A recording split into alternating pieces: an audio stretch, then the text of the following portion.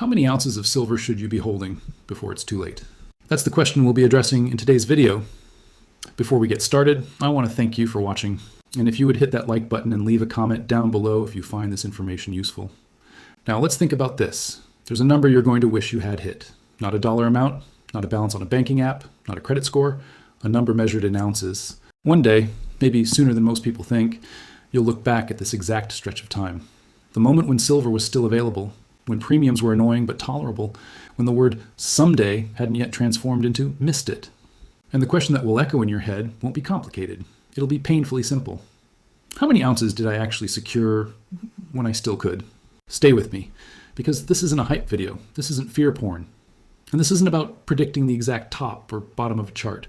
This is about thinking clearly while most people are distracted and deciding right now what role silver plays in your future. By the end of this video, you'll understand why silver isn't about getting rich, why timing matters far less than discipline, and exactly what your first, second, and long-term silver targets should be based on who you are and where you're going. The quiet realization. Picture this. It's late, the house is quiet, and the world feels loud, but your room isn't. You're scrolling news, prices, headlines, and arguments. Everything costs more than it did a year ago. We're talking groceries, insurance, rent, and taxes. But your paycheck didn't get the memo. You're doing everything you were told to do. You're working, showing up, and playing by the rules. And yet, it feels like you're treading water while the tide keeps rising. Then you open a drawer, or a small safe, or perhaps a box tucked away somewhere private. Inside are a few silver coins. Not flashy, not digital, and no password required. Just cold, solid weight in your hand. No update, no promises, no fine print. And in that moment, something clicks. That ounce doesn't represent money, it represents stored time. Hours of your life preserved in a form that doesn't decay every time someone prints another $1 trillion. That's when you realize something important. You don't own that ounce of silver. That ounce owns a piece of your future. Silver is a line in the sand. Silver isn't just an asset. It's a declaration. It says, I don't trust my entire life to digits on a screen. I understand that currency can be created, but value cannot. I want something real, finite, and honest. Silver doesn't lobby politicians. It doesn't care about interest rates. It doesn't beg for belief. It just exists. And throughout history, every single time systems overextend themselves, people rediscover that truth the hard way. Which brings us to the question everyone asks quietly, but rarely answers honestly. How many ounces is enough? Enough to matter, enough to protect you, and enough that one day you won't regret doing too little. Before we answer that, let me tell you a story. A simple man. A simple decision. Let's call him Dave. Dave wasn't an investor, no spreadsheets, no financial Twitter, and no grand strategy. He worked with his hands, he fixed things, long days and honest work. During the last financial crisis, he noticed something strange. Everything around him kept getting more expensive, but the money he saved didn't seem to go anywhere. One afternoon, an older customer paid him, not with a card, not with a check, but with silver, real coins. Dave held one for the first time in his life, and it felt different. He asked, "Why silver?" The man shrugged and said something Dave never forgot. "They can make more paper, they can't make more of this." That was it. No pitch, no fear, just truth. Dave went home and didn't try to outsmart the market. He didn't wait for dips. He didn't chase hype. He made one rule. Every month I convert part of my labor into something real. Some months it was 10 ounces. Some months it was 1. Sometimes more and sometimes less. No drama, no gambling. Just consistency. Years passed. Prices moved up and prices moved down. Dave didn't care. He wasn't stacking for excitement. He was stacking for optionality. When silver finally made a serious move, Dave didn't sell it all. He didn't cash out. He sold just enough. Enough to wipe out debt, enough to open his own shop, enough to buy himself breathing room. That shop still exists today, not because silver made him rich, but because silver gave him leverage over his own life. Silver won't build your life, but it can protect it. Let's be clear, silver is not a magic solution. It won't replace skills, it won't replace work ethic, it won't replace vision, but combined with discipline, that's powerful. Because silver is stored discipline. Every ounce represents a decision not to waste money, not to chase dopamine, not to trade your future for short-term comfort. Think of your life like a structure. Your career, your business, your skills, that's the frame. Your mindset, that's the blueprint. Your habits, that's the craftsmanship. Silver? Silver is part of the foundation. You don't see it every day. It doesn't impress your friends. But when the ground starts shaking, you'll be grateful it's there. So stop asking, will silver make me rich? Start asking, will silver help me stay free while I build real wealth? Because wealth isn't metal. Wealth is who you become. The 3 levels of silver ownership. Think of silver in 3 tiers. Tier 1, survival. Silver is your base layer. This is silver you don't plan to trade, flip, or speculate with. This is insurance, roughly 50 to 100 ounces. This level isn't about becoming wealthy. It's about not becoming desperate. It's about having something real if banks close, systems freeze, or confidence collapses temporarily. Most people never even reach this level. And that's the point, because this tier alone puts you ahead of the herd. Tier 2, stability, silver. This is where things get interesting. This is silver that represents stored labor over time. Think 250 to 500 ounces. At this level, silver becomes optionality, debt relief, opportunity capital. You don't need to sell it, but you can if it creates leverage in your life. This is where patience starts paying dividends. Tier 3, legacy, silver. This isn't for everyone. This is for builders, long-term thinkers, people who understand cycles. Think 1,000 plus ounces. At this point, silver becomes generational. Not just wealth, but choice. Choice to exit bad systems, choice to seed businesses, and choice to protect family across time. Most people will never get here, not because they can't, but because they never commit. The real question isn't how much. The real question is, who do you want to be 5 years from now? Silver doesn't reward urgency, it rewards consistency. You don't need to rush, you need to start. 1 ounce, 2 ounces, 10 ounces, then repeat. Because one day, when the shelves are empty and the headlines are screaming and the regret sets in, you won't be asking if silver was a good idea. You'll be asking whether you had the courage to act while it was still boring. There will come a moment when silver is no longer easy to get. Not unavailable, but uncomfortable to acquire. Higher premiums, tighter supply, social pressure, regret. When that moment arrives, the only thing that will matter is what you already did. So, decide now.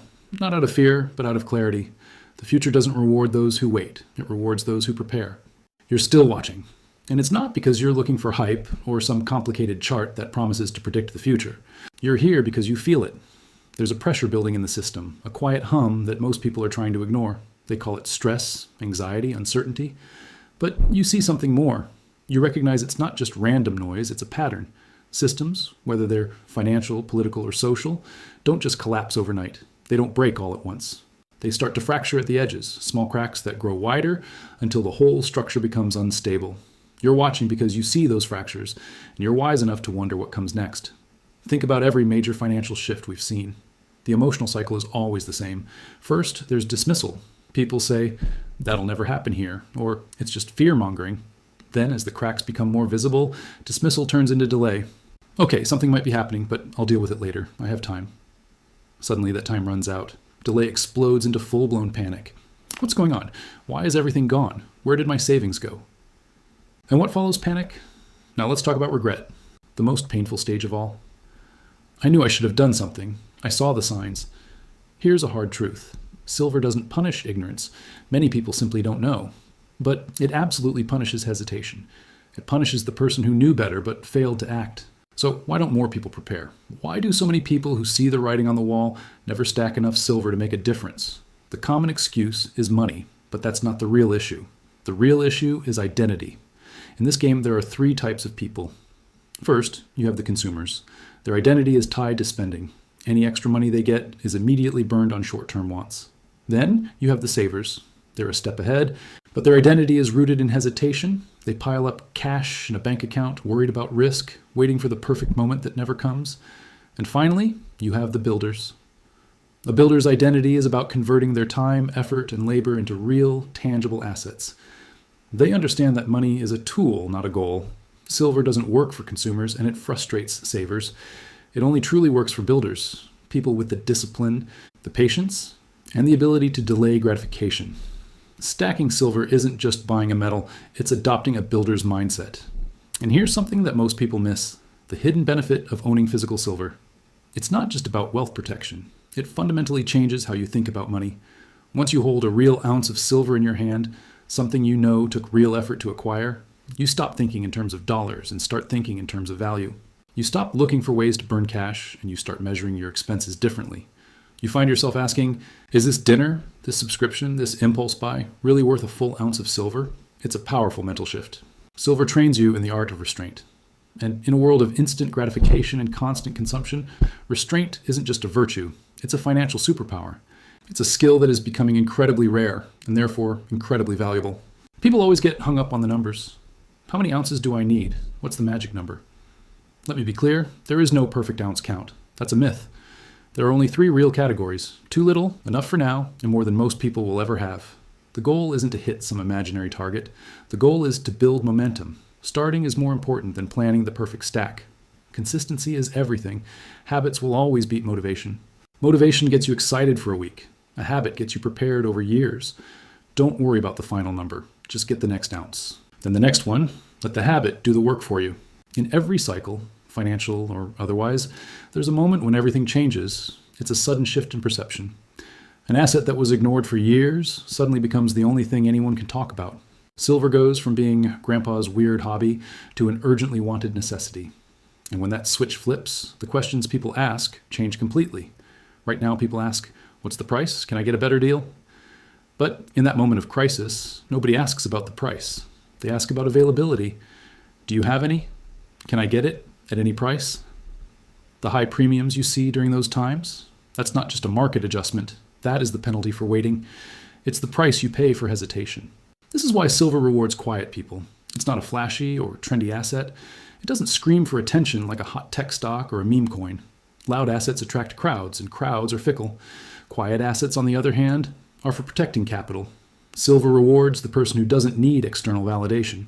It rewards the person who can do their own research, trust their own judgment, and act without waiting for the mainstream to give them permission. Let's be honest. If you're waiting for the evening news to tell you it's time to buy silver, you are already catastrophically late.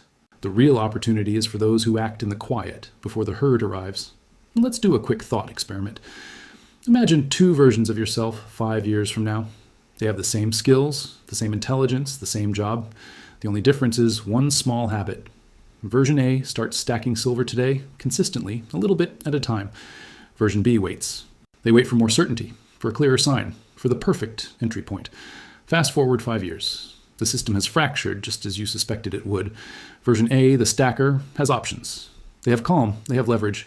They own a real asset outside the system that gives them a foundation of stability.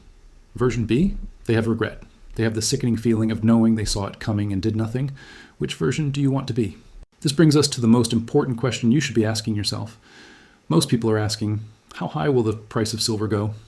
That is the wrong question. It's a speculator's question. The right question, the builder's question, is, how prepared do I want to be? This isn't about fear. Preparedness is the opposite of fear. Fear is a reaction to being powerless. Preparedness is about taking ownership of your future.